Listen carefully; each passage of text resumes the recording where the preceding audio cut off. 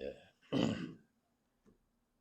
오늘 이 제목은 내 영을 모든 육체에게 부어주리니 하는 말씀을 기도하고 시작하겠습니다. 하나님 아버지, 오늘도 주님께서 우리에게 귀한 말씀을 예비하여 주심을 감사합니다.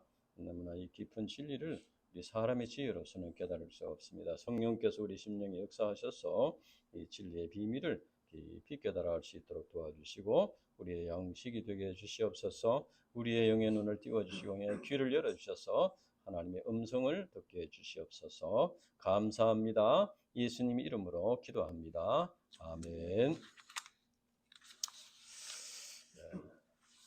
부활하신 주님께서는 성천하시기 전에 제자들에게 세계 선교 사명을 주시고 하늘로 올라가셨습니다.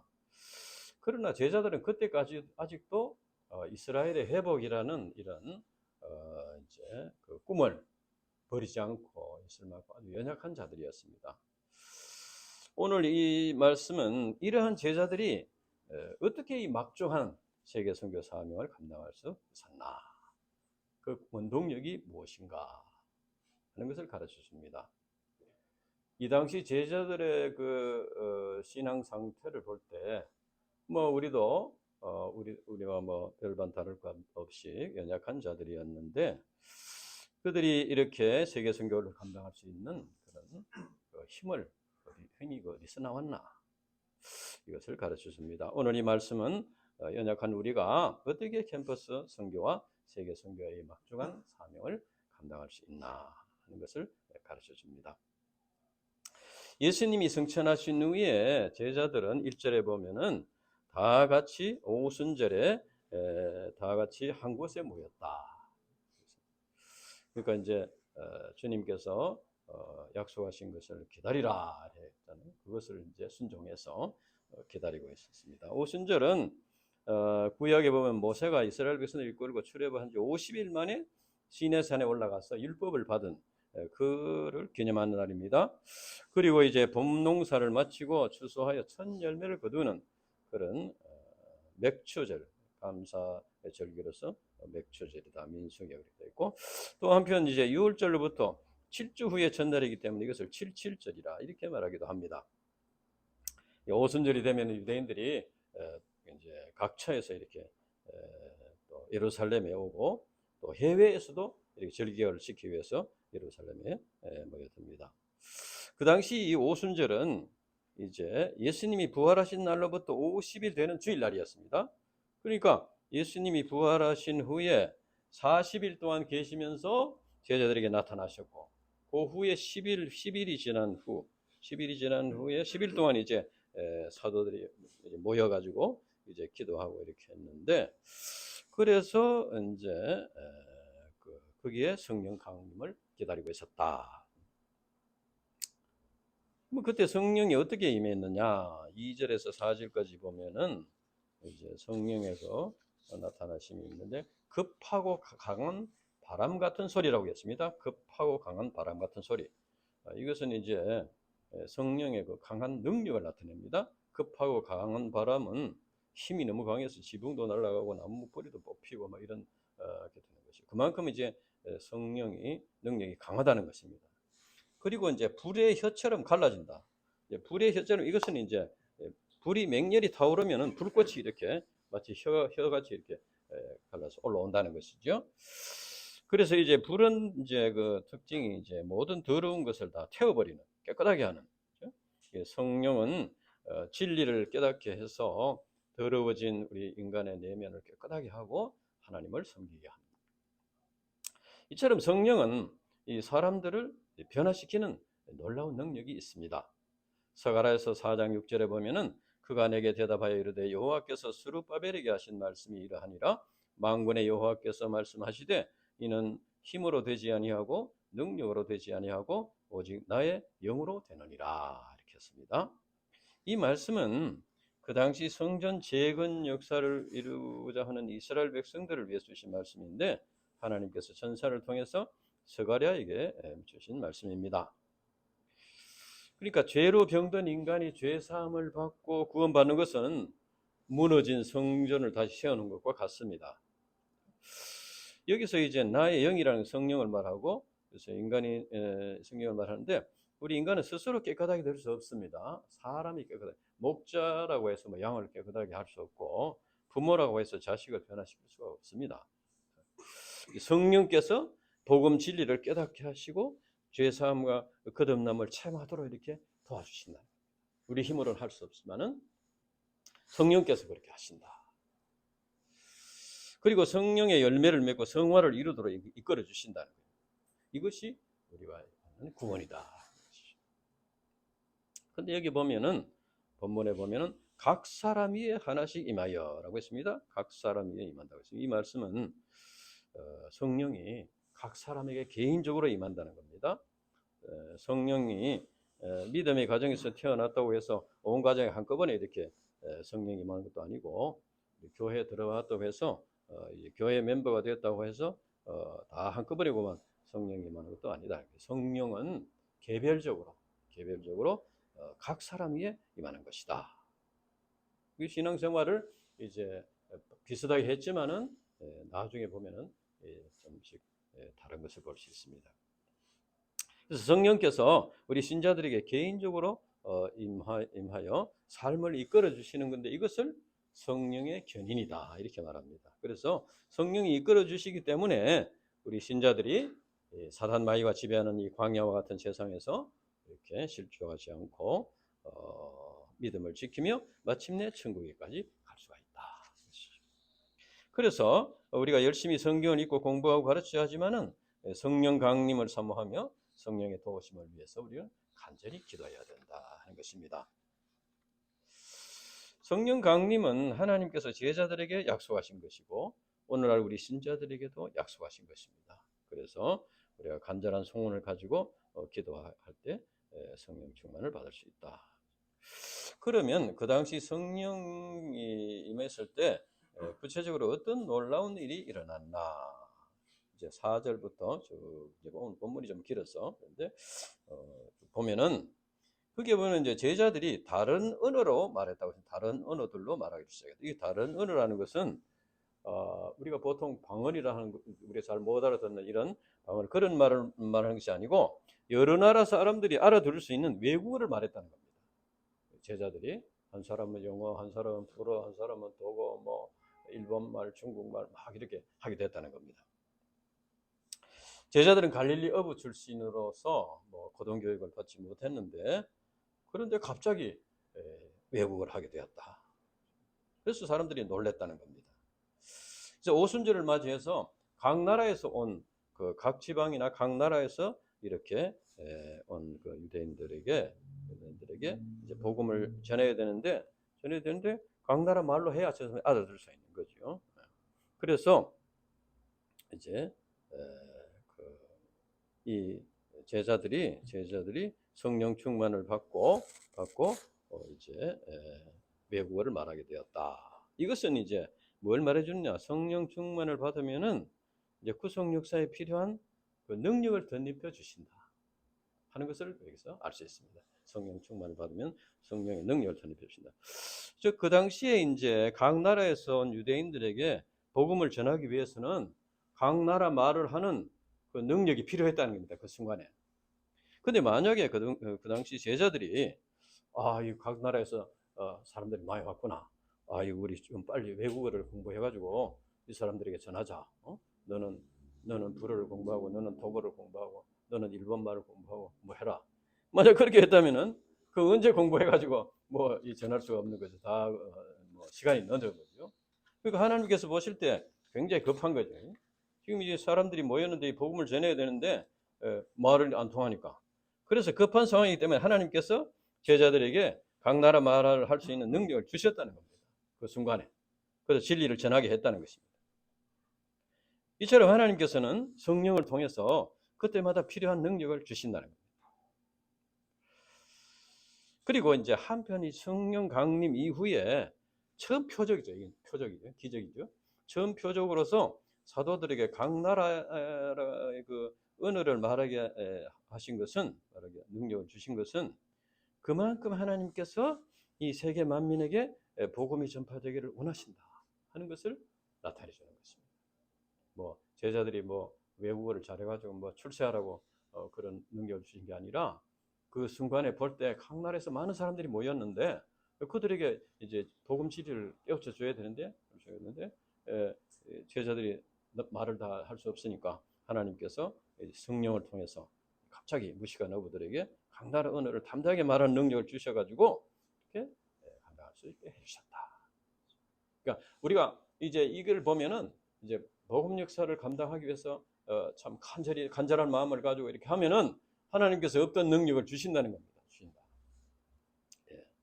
그 어떤 선교사도 이제 지방 대학을 나와서 실력이 부족했는데 저기 가서 그 선교사로 나가서 이 세계 선교를 위해서 거기에 이제 현지에 남으려면 박사학위를 따야 되는데 너무 어려웠대요. 그래가지고 자기가 그 두꺼운 책을 뭐 다 뭐 할 수도 없고 그래서 중요한 것을 10개를 뽑아가지고 자기가 그걸 왜 했대? 그것만 그거 나오면 하고 안 하면 못 쓴다 했대. 거기서 나와가지고 합격이 되었어요. 그런데 서울대학 출신이 그건 뭐 신자도 아닌 사람이 와가지고 그 사람은 실력도 좋은 사람인데 시험 때문에 막 떨어졌어요. 그러다가 그냥 떨어져 버렸어.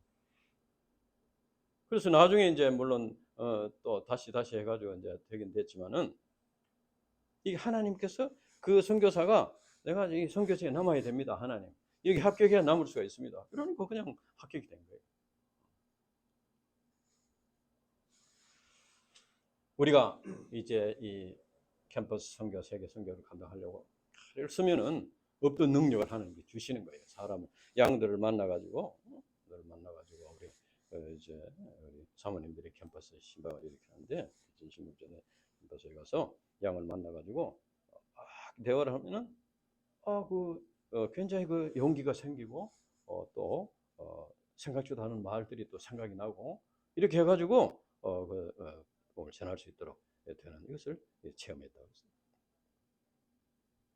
우리가 이제 이 대구 UBF 회복과 경북대 복음 역사 또 대구 지역의 캠퍼스 복음 역사 이것은 참 우리가 오랫동안 이렇게 기도한 것인데 우리가 이것을 감당하려고 이렇게 했을 때 하나님께서 사탄 마귀의 해방이 있었지만은 포기하지 않고 인내하면서 연단을 받는 능력을 우리에게 주셨습니다. 참을 수 있는 능력을 주셨어요. 그래서만 뭐 벌써 포기를 하고 있을 텐데 하나님께서 힘을 주셔가지고 또 회복이 되고 또 마음을 회복하고 이렇게 해서 할 수 있었습니다. 그래서 이제 우리가 목표를 이렇게 분명히 잡으면은 그것을 할 수 있는 성령의 능력을 덧입혀 주신다는 것입니다. 직장에서도 승리하게 해주시고 가정에서도 승리하게 해주시고 건강에서 승리하게 해주시고 목표가 하나님께서 원하시는 목표를 딱 잡을 때 성령께서 그걸 할 수 있도록 없던 능력을 주셔가지고 제자들에게 능력을 주셔야지 할 수 있지 어떻게 제자들이 이걸 할 수 있어요? 시골 어부들이 어떻게 할 수 있겠어요? 그와 같이 우리가 이제 하나님께서 우리에게 그러니까 어떻게 감당할 수 있겠나? 내 같은 사람이 어떻게 할 수 있겠나? 이렇게 해서는 안 된다는 거예요. 성령께서 우리가 목표를 잡고 하나님의 말씀을 영접하고 사명을 영접할 때 하나님께서 성령을 통해서 그걸 할 수 있는 능력을 주셔가지고 승리하게 해주신다. 필요한 지혜를 주시고 능력을 주시고 또 돈이 필요하면 돈도 갑자기 할 수 있도록 주시고 이렇게 해서 그것을 할 수 있도록 해주신다. 그러면 제자들이 성령 충만을 받았고 이제 어떤 일이 일어났나 14절부터 보면은 사람들이 이제 이 시골 어부 출신들이 갑자기 외국어를 하니까 저 사람들이 뭐 술이 취했나 이렇게 이제 생각했는데 베드로가 술에 취한 것이 아니다. 그리고 선지자 요엘을 통해서 예언하신 말씀이 지금 이루어졌다. 요엘의 예언은 범죄한 이스라엘이 하나님의 징계를 받아서 황충에 의해서 황폐가 되지만은 그들이 회개할 때 하나님께서 회복시켜 주신다 하는 예언의 말씀입니다. 베드로는 이 말씀을 이제 새 이스라엘에 적용시켜서 예언의 말씀들이 성령이 임함으로써 지금 이루어지고 있다 하는 것을 말했습니다. 첫째는 너희 자녀들은 예언할 것이요. 예언이라는 건 뭡니까? 장래일을 말하는 것입니다.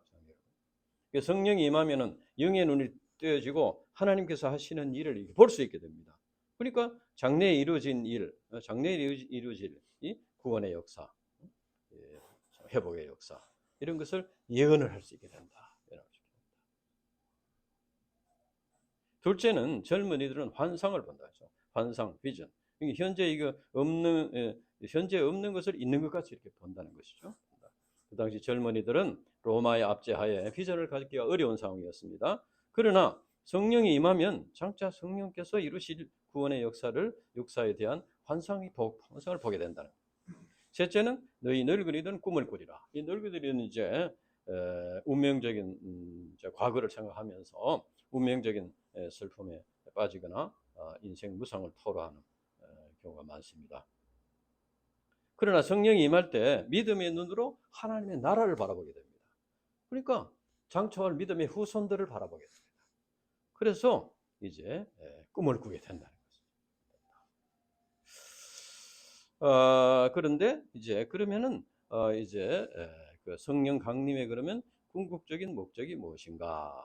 그것은 이제 여기 보면은 21절에 보면은 누구든지 주의 이름을 부르는 자는 구원을 받으리라 했습니다. 주의 이름을 부른다는 것은 예수님이 하나님의 아들 그리스도이심을 믿는다는 것이죠. 그래서 죄 사함과 구원을 받는 것이다.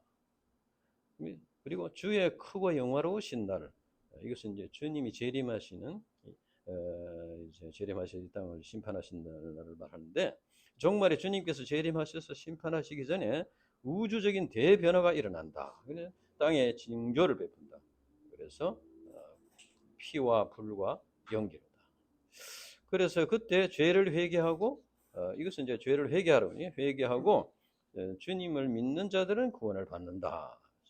이 말씀은 성령 강림의 역사가 생명 구원 역사에 초점이 맞춰져 있다 하는 것입니다. 그러니까 여기도 이제 설명이 좀 필요한데 뭐 길게 할 수는 없지만은 우리가 계시록을 공부할 때도 지금 여러 가지 징계, 심판, 나타나잖아요. 징조들이 나타나잖아요. 나팔, 재앙, 인재앙, 나팔재앙, 대접장이 나타나잖아요. 근데 우레와 뭐 지진과 일어날 때 그것이 하나님께서 장차 곧 심판이 임하니까 회개하라고 내리는 것이다 하는 걸 깨달아야 되는 거죠. 근데 그걸 못 깨닫는 거예요. 그동안에 뭐 지진도 나고 뭐 천둥도 치고 했는데 어느 날 갑자기 지진이 나고 천둥이 쳤다고 해서 그거를 하나님이 회개하라고 이렇게 하시는 모양인데 이렇게 알기는 굉장히 어려운 일입니다. 그래서 반복해서 이렇게 할 수밖에 없는 게 하나님께서 워낙 영적으로 무지하니까. 그러니까 하나님을 모르는 사람은 그렇다 하더라도 하나님을 알고 믿는 사람 중에도 이거 하나님께서 이렇게 주시는구나. 이걸 깨닫는 게 굉장히 어려워요. 왜냐하면 평소에 지진도 나고 병도 걸리고 뭐 전쟁도 나고 무슨 뭐 혼란을 당하는데 어느 날 갑자기 비슷한 걸 당했는데 하나님이 내게 주시는구나 이렇게 깨닫기가 힘든다는 겁니다. 그런데 그것을 깨닫는 자가 복되도다. 그것을 성경에 여러 번 얘기하고 있습니다. 그래서 주의 이름을 부르는 자는 구원을 얻으리라. 그래서 하나님께서 이런 큰 권능과 기사와 표적을 행하심으로써 이제 그 목적이 뭐냐? 그래서 예수님이 하나님의 아들 그리스도라는 것을 믿도록 해서 구원하기 위해서 그렇게 하신다. 그러나 유대인들은 예수님을 믿지 않고 오히려 이방인의 손을 빌려서 십자가에 못 박아 죽였습니다. 그러나 하나님께서 그 예수님을 다시 살리셔가지고 주와 그리스도가 되게 하셨다. 그래서 누구든지 예수님을 믿으면 구원과 영생을 얻는다는 것입니다. 그런데 여기서 하나님께서 정하신 뜻과 미리 아신 대로 내준 바 되었거나, 이것은 예수님께서 십자가에 고난을 당하시고 죽은 이 사건이 하나님께서 미리 정하신 뜻이었다는 겁니다. 그래서 예수님께서 하나님의 뜻에 순종해서 그렇게 고난을 당하시고 십자가에서 죽으셨다.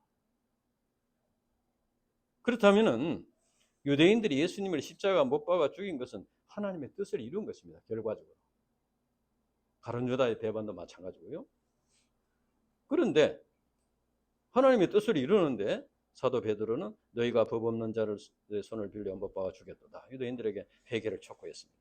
이것은 유대인들의 죄로 인해서 하나님의 뜻이 이루어졌더라도 그들의 죄는 그들의 죄대로 이렇게 죄값을 받아야 된다. 심판을 받아야 된다. 그러니까 이것은 결국 하나님께서는 이 인간들이 범하는 죄를 통해서도 사탄 마귀의 역사를 통해서도 하나님의 뜻을 이루신다는 겁니다. 그러나 그 죄에 대한 책임을 묻는다 하는 것입니다. 그래서 회개해야 된다 하는 것을 여기서 가르쳐줍니다. 이제 베드로는 이제 다윗의 예언을 인용해서 예수님의 부활이 말씀의 성취라 하는 것을 말합니다. 25절에서 33절 보면은 25절, 28절은 베드로가 다윗의 시를 인용해서 예수님의 부활을 증언하는 내용입니다. 하나님께서 다윗에게 그의 자손 중에서 메시아가 탄생하실 것을 약속하셨습니다. 사무엘하 7장에 보면 사무엘하 7장. 그리고 또 이 다윗이 메시아의 죽음과 부활을 예언했습니다. 예수님은 다윗이 예언한 대로 십자가에서 죽으셨다가 3일 만에 부활하셨다 하는 것을 이제 베드로가 증언하고 있는 것입니다. 그러니까 이제 하나님께서 부활하신 예수님을 하늘로 올리셨고 예수님은 하나님 아버지로부터 성령을 받아서 제자들에게 보내셨습니다. 그러니까 결과적으로 성령 강림은 예수님께서 이제 하늘에 올라가서 하나님으로 받아서 보내셨다. 그러니까 성령 강림은 하나님께서 예수님께서 부활을 성천하셔서 지금도 살아계신다 하는 것을 입증하는 것이 된다는 것입니다. 그리고 베드로는 자기 자신을 비롯한 사도들이 예수님의 부활을 목격한 증인들인 것을 밝히고 있습니다. 이제 34절에서 36절까지는 베드로의 메시지의 결론입니다. 우리 34절에서 36절까지 우리 같이 한번 읽어보겠습니다. 34절에서 36절 시작. 신이 말하여 이르되 주께서 내 주에게 말씀하시기를 내가 내 원수의 내 발등상이 되게 하기까지 너는 내 우편에 앉아서 있으라 하셨도다 하였으니 그런즉 이스라엘의 온 집은 확실히 알지니 너희가 십자가에 못 박은 이 예수를 하나님이 주와 그리스도가 되게 하셨느니라 하니라. 여기서 보면은 이제 35절에 보면 이제 34절 마지막에 주께서 내 주에게 말씀하시기를, 주께서 앞에 주는 하나님이시고 내 뒤에 내 주는 예수님입니다. 그래서 하나님께서 예수님에게 말씀하시기를 하나님 내가 네 원수 예수님의 원수 사탄 마귀를 네 발등상이 되게 하기까지 너 예수님을 내 우편 하나님 우편에 앉아 있어라 이렇게 하셨다는 겁니다. 그러니까 여기서 이제 다윗이 예수님을 향해서 주라고 그랬다는 거예요. 주라고. 그러니까 이스라엘 백성들 너희들이 존경하는 다윗이 예수님을 주라고 했다.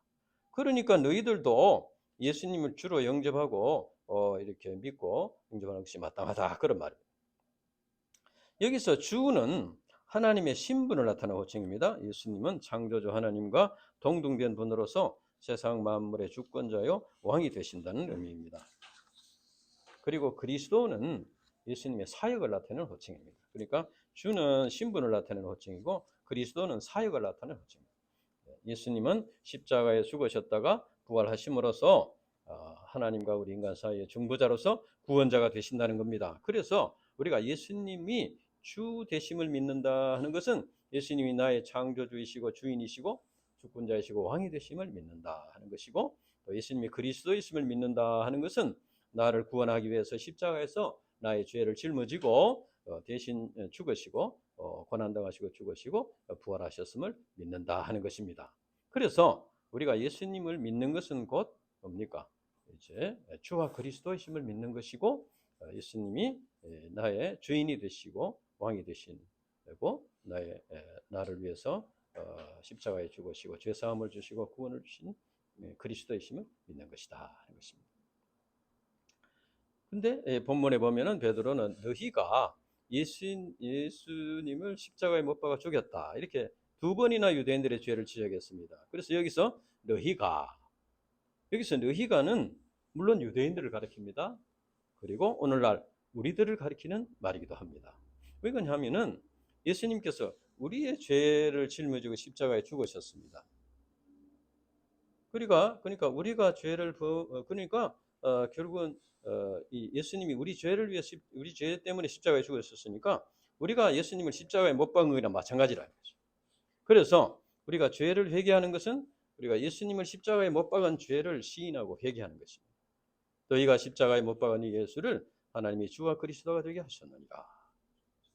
우리가 이 말씀은 베드로의 신앙 고백이고 메시지의 주제요 결론입니다. 이는 또한 오늘날 우리 모든 신자들의 신앙 고백이 되어야 하는 것입니다.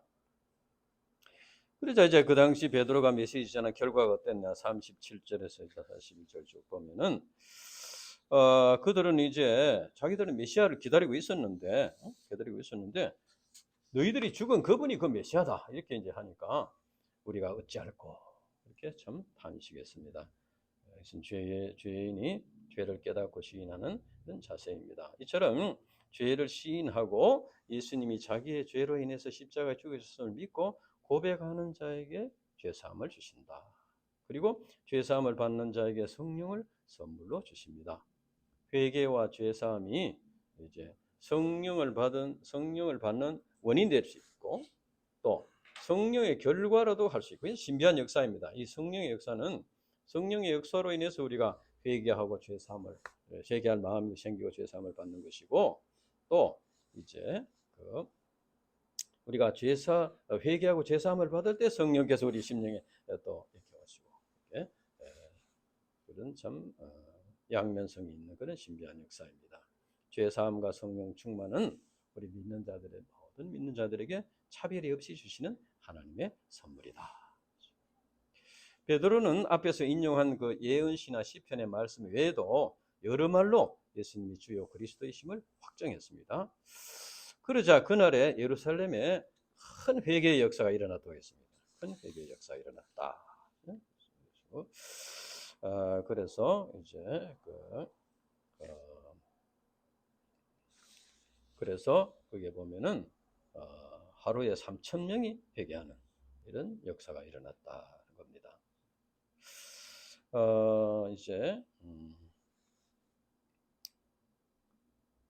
여기서 보면은 이 교회가 초대교회는 그래 이렇게 돼서 이제 초대교회인 예루살렘 교회가 탄생하게 됐어요. 그 전까지는 이제 그냥 사도들 중심으로 이제 몇 사람이 모이고 했는데 이 큰 회개 역사가 일어나고 3,000명이 회개하고 이렇게 해서 이제 예루살렘 교회가 세워지게 되었다. 볼 때 이 교회는 성령의 역사인데 각자가 회개를 통해서 세워진다 하는 걸 알 수 있습니다. 예루살렘에 세워진 초대교회 그 모습이 어떠한가? 41절 40절 보면은 여기 보면은 이제 사도들의 가르침을 받아 했습니다. 그들이 사도들의 가르침을 받아. 그러니까 첫째로는 이제 사도들의 가르침을 받는. 사도들의 가르침 받는 것은 그때는 신약 성경이 없었고 사도들의 가르침이 복음 진리였습니다. 그래서 예수님의 죽으심과 부활을 가르쳤다. 그다음에 이제 이것을 볼 때 이제 우리 성경 말씀을 통해서 예수님이 그리스도이시고 예수님이 그리스도로서 이제 죽으심과 부활의 진리를 믿는 복음 진리를 믿는 이 복음 진리를 가르치고 그것을 배우고 영접하는 이것이 신앙생활의 첫걸음이다. 초대교회 신자들은 사도들로부터 복음 진리를 배우고 서로 교제하며 참 기도에 힘썼다. 오로지 기도에 힘썼다 했습니다. 그러니까 그때 이제 사람마다 두려워 사도들의 기사와 표적이 나타났다. 이 기사와 표적이라는 것은 이제 그런 하나님의 종으로서 세우셨다는 거 확정을 보여주시고 사도들의 가르침을 받도록 이렇게 주신 것이죠. 그래서 모든 사람이 서로 물건을 통용하고 재산과 소유를 팔아서 각 사람의 필요에 따라 나눠줬다. 이 공산주의가 이제 이런 걸 이제 이용해서 이렇게 하는데 이것은 천국 생활의 그림자라고 할 수 있는 아주 아름다운 모습입니다. 그러나 이런 물질 생활은 그때 잠시 있다가 없어졌습니다. 그 당시에는 박해가 심했습니다. 박해가 심하니까 막 이제 제대로 좀 생활을 할 수 없는 그런 상태니까 이런 공동생활, 이런 물질 생활이 필요했습니다.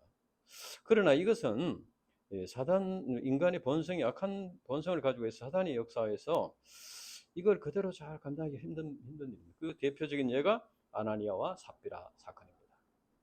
자기가 집을 팔았으면은 다 헌금을 하든지, 자기가 그 다 헌금을 못할 만큼 할 만큼 믿음이 부족하면은 내가 이거 일부만 합니다 이렇게 하면 되는데, 일부만 하면서 다 합니다 이렇게 해가지고 이제 그래서 그것을 그냥 뒀다가는 참 초대교회가 무너질 수 있으니까 그 당시에는 아주 엄격한 징벌을 내려서 둘 다 이제 죽게 되었는데, 그러니까 이 참 이상적인 것이지만은 이것이 실현되기가 쉽지 않다. 사탄의 올무에 걸리기가 쉽다는 거예요. 그래서 그것이 그 뒤에는 없어졌습니다.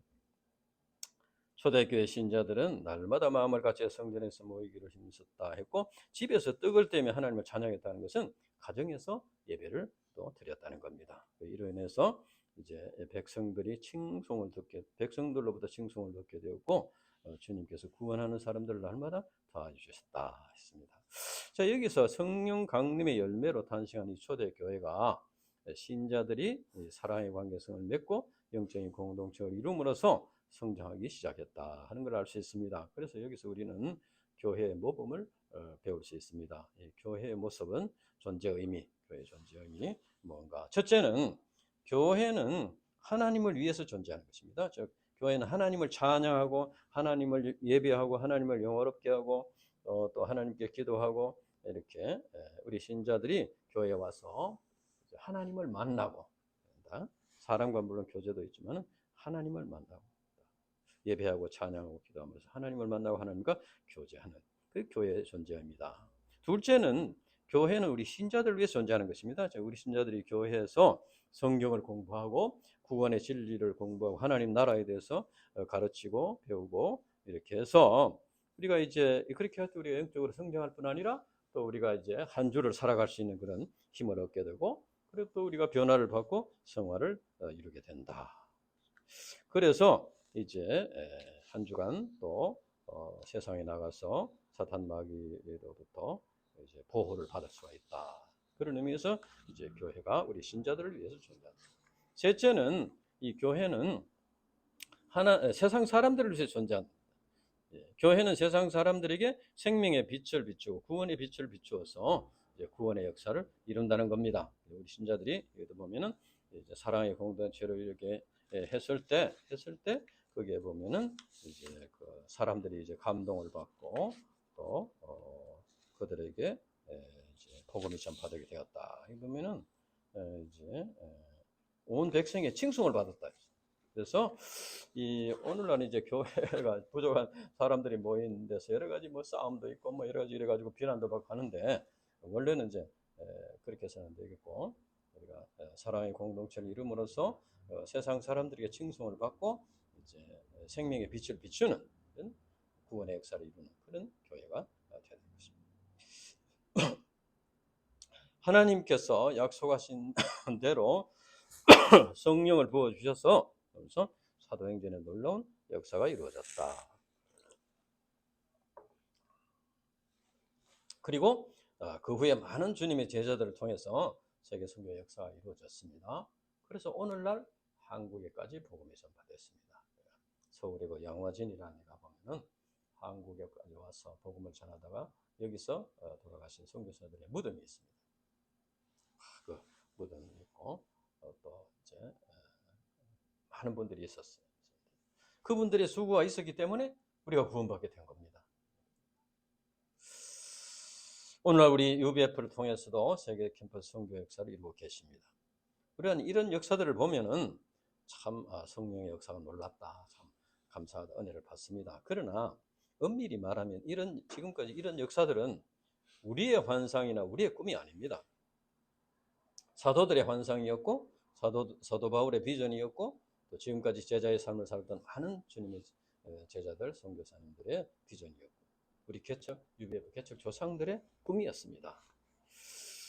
그래서 이제 우리가 지금까지 이루어진 일을 보면서 그냥 참 놀랍다, 참 이렇게만 생각해가지고는 실질적인 믿음을 체험할 수가 없습니다. 하나님께서는 오늘날 우리들에게도 약속의 말씀을 주셨습니다. 말세에 내가 내 영을 모든 육체에게 부어주리니 너희 자녀들은 예언할 것이요 너희 젊은이들은 환상을 보고 너희 늙은이들은 꿈을 꾸리라. 그러니까 이제 우리가 성령 충만을 받고 우리의 예언, 우리의 환상, 우리의 꿈을 가져야 된다.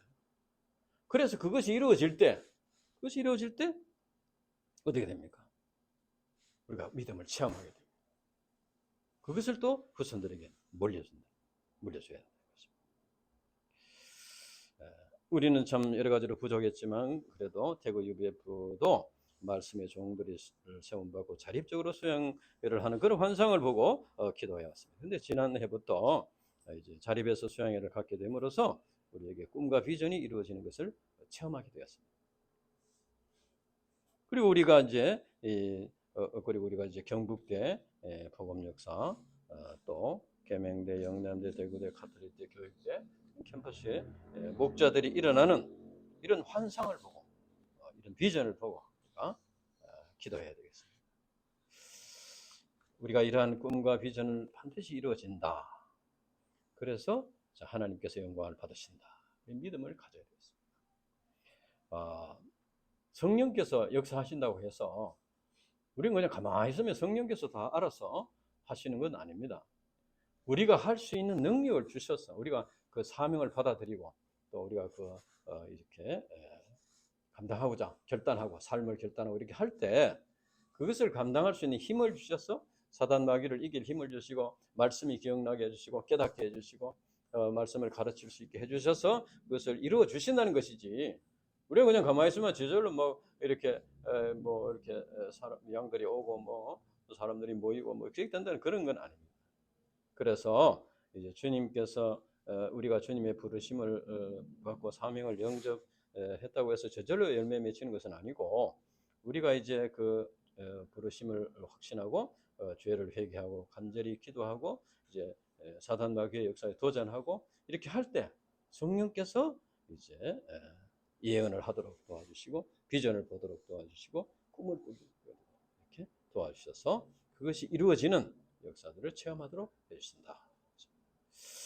물론 모든 것이 하나님의 주권에 속한 것이기 때문에 우리 계획대로 다 되는 것은 아니고 하나님의 타임 스케줄을 따라서 이루어지는 것입니다. 그래서 우리에게는 인내가 필요하고 연단받는 것이 필요하다. 이제 우리가 하나님의 약속의 말씀을 믿고 이제 우리가 주님이 우리에게 보여주시는 환상을 보고 비전을 보고 꿈을 꾸는 그것은 현재 안 보이는 것입니다. 현재 안 보이는 것을 볼 수 있어야 됩니다. 현재 보이는 것만 보고 이거 안 되는구나. 이거는 뭐 때문에 그렇다. 그렇다. 이렇게 관중 속에 앉아서 관중평이나 하고 이렇게 해가지고는 자기가 체험할 수 없는 하나님께서 내게 주신 꿈이다. 내게 주신 비전이다. 내게 주신 환상이다. 그것을 우리가 깊이 영접하고 그것을 이루는 그런 믿음의 사람들이 되어야 되겠다. 기도하고 마치겠습니다. 하나님 아버지 감사합니다. 오늘도 귀한 이 말씀 우리에게 주셔서 감사합니다. 내가 내 영을 모든 육체에게 부어주리니 참 약속의 말씀을 주셨습니다. 우리가 이 약속의 말씀을 깊이 영접하고 우리가 성령 충만을 받을 때 참 우리가 이 환상을 보고 꿈을 꾸고 예언을 하는 이런 참 믿음의 종들이 될 것을 믿습니다. 하나님 아버지요, 우리가 현재 보이는 것이 없고 만질 수 있는 것이 없지만은 주님의 약속의 말씀을 믿고 이제 사명을 영접하고 도전할 때 성령께서 그것을 감당할 수 있는 힘을 주시고 능력을 주셔서 능히 이루실 것을 믿습니다. 우리가 믿음을 가지고 도전할 수 있도록 축복해 주시옵소서. 감사합니다. 예수님 이름으로 기도합니다. 아멘.